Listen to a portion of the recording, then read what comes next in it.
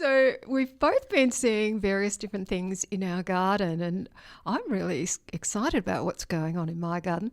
In fact, there's a great deal of copulation going on in my garden at the moment, Lou. Between spring and summer, it's all happening in my backyard.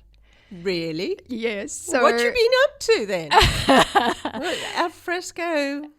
Copulation Oh, all lovely. over. I have to be a little bit careful with my words because I had to put explicit on our last podcast because I said bum. So there you go. I've said it again. I'm going to have to put explicit on the next one.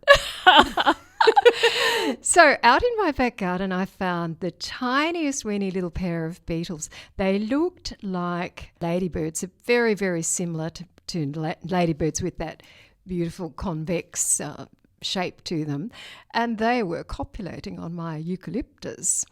Having done a bit of research, I've established that they're Eucalyptus variegated leaf beetles.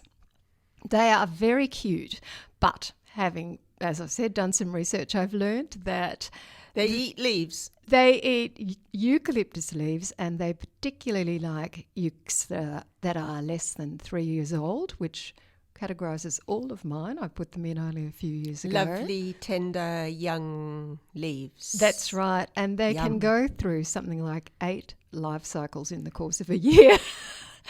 So they are a potential problem, pretty as they might be. So I've been checking my eucs on a daily basis and picking off the leaves that have got eggs or larvae on them and hoping for the best. But at the moment, I think they're in manageable numbers and I've just got to keep an eye on them. But very cute.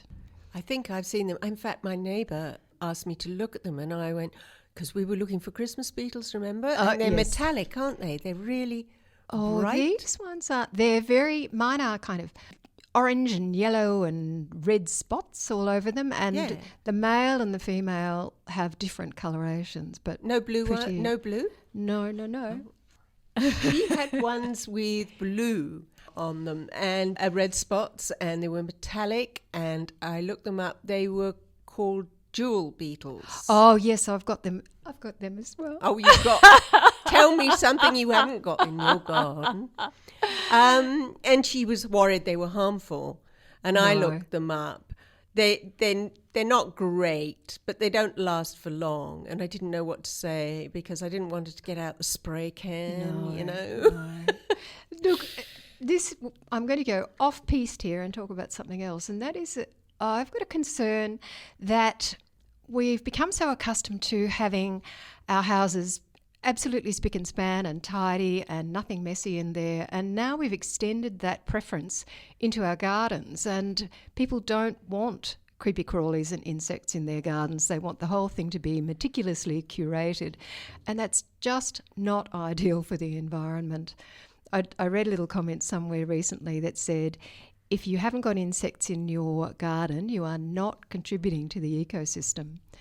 And, Yes. I think that that's so valid. So even though my little guys are maybe not ideal to have, I'm going to do my best to manage them just by checking the leaves regularly and keeping their numbers down until my gums get beyond that vulnerable period.